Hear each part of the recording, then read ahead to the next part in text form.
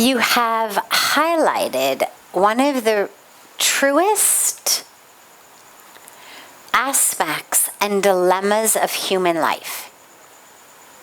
It's what we call desires. So 5 years ago, you had a desire. I will be a software engineer.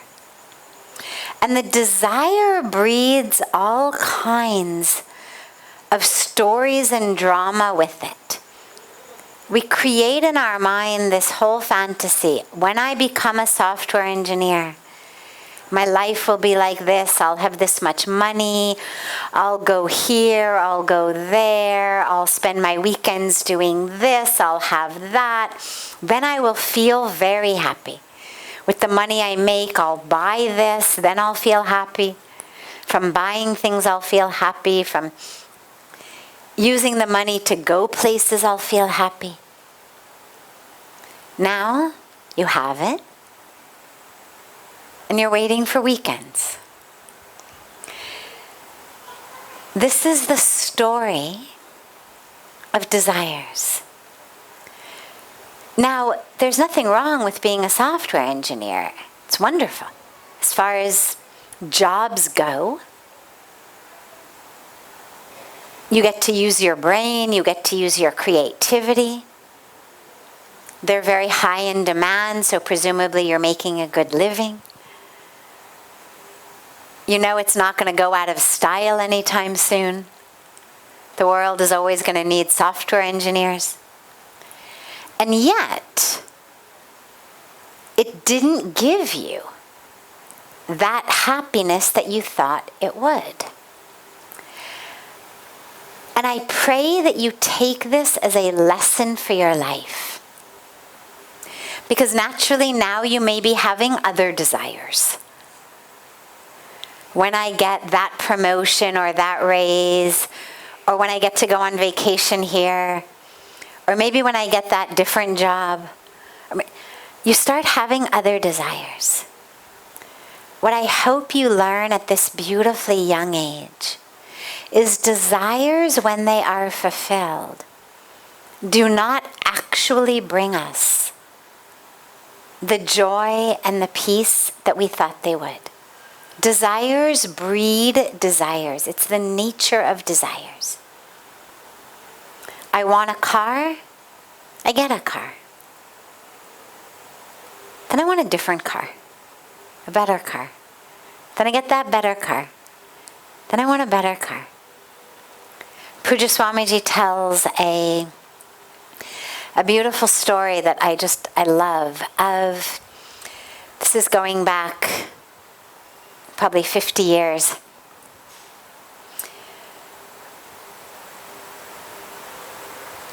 They went to Kashmir.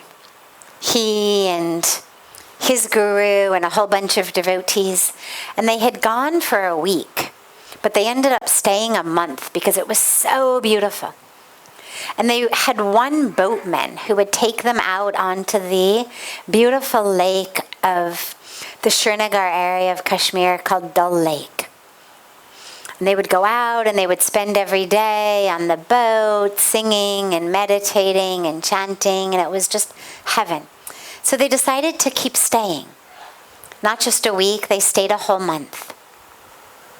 And at the end of the month, when the devotees went to pay this boatman who had taken them out in the lake every day, the boatman said, I want just one blessing. I want a meeting with Swamiji. You have to arrange for me to have a private meeting for a private blessing with Swamiji. And so when Swamiji met the boatman said, you have to give me a special blessing. Swamiji said, okay, what is it?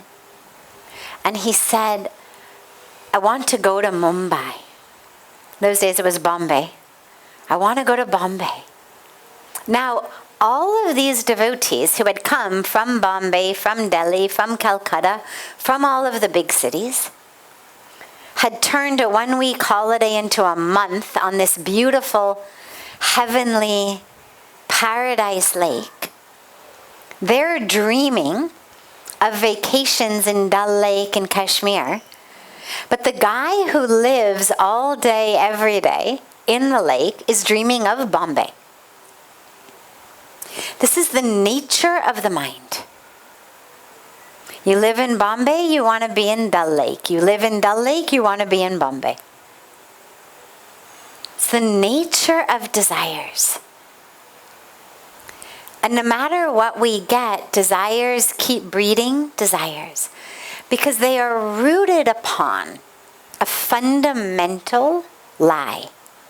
And the fundamental lie is that your joy, your bliss, your peace is going to come from something outside of you. From something you're going to buy, something you're going to earn, something you're going to achieve. It's going to come from outside of you. And when we've based our life on this fundamental untruth, well, then nothing blossoms. Yeah, you get the job, you get the car, you go. But I'm looking in those things for my happiness. And it's not there. And so the only solution to this is to recognize, yes, I will have a job. I will do my best to be an instrument of the divine. Through my talent, through my skills to serve. But I'm not going to look in that job or in the money I get or in the power I get for actually what I want. It's not going to give me that peace, that deep joy, that deep meaning. Because that can only come from in me. It's not going to come from what I buy, or how much I make, or what I look like, or where I vacation. So actually consider yourself very blessed to have learned such a deep lesson at such a young age. Now, no problem to wait for Friday night. And here we are, Friday night. Wonderful. So there's no problem with waiting for the weekend. But recognize that during the day in your job, you have the opportunity, what we were just speaking about in the first question, to live each moment as part of your spiritual practice. So your job isn't just your job. Yeah, you're doing software engineering, great. That's just the madhyam, the medium through which you get to bring spirituality into every moment. So how can you, in every conversation, in every bit of work, in every interaction, how can you be anchored, grounded in your internal awareness? Instead of losing yourself in the doing, stay anchored and grounded in the witness, that sakshi consciousness that we talk about, that witness consciousness. Most of us in the job lose ourselves. Oh my God, this, oh my God, that.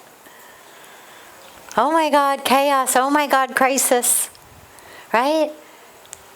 Probably the most commonly used phrase in the workplace is, oh my God. Right? We're always stressed about something. Well, instead of losing yourself in that, can you stay anchored in awareness? Can you be the one watching yourself do the job? Can you be the one watching you get eager, excited, anxious, attached? Watch that. Instead of losing yourself in it, watch it. And then take it even a step deeper. Can you anchor yourself in the one who is aware that you are aware? So you're not just the awareness. Now you are the one who is aware that you are aware. The one saying, now we should have Sakshi. The one knowing. Knowing that now you are aware. Can you anchor in that? And then every moment becomes an opportunity to go deeper on your spiritual practice. Use your coffee and tea breaks very wisely instead of using them to scroll, Facebook or Instagram or TikTok or whatever you scroll.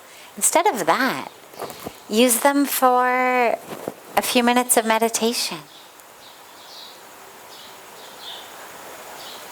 An anchor. And no problem. Fridays are wonderful. Saturdays are wonderful. Sundays become the problem. Do not let yourself lose Sunday because you're worried about Monday coming. Because then that just becomes the model for how you live the rest of your life. I'm anxious now about what's going to happen tomorrow.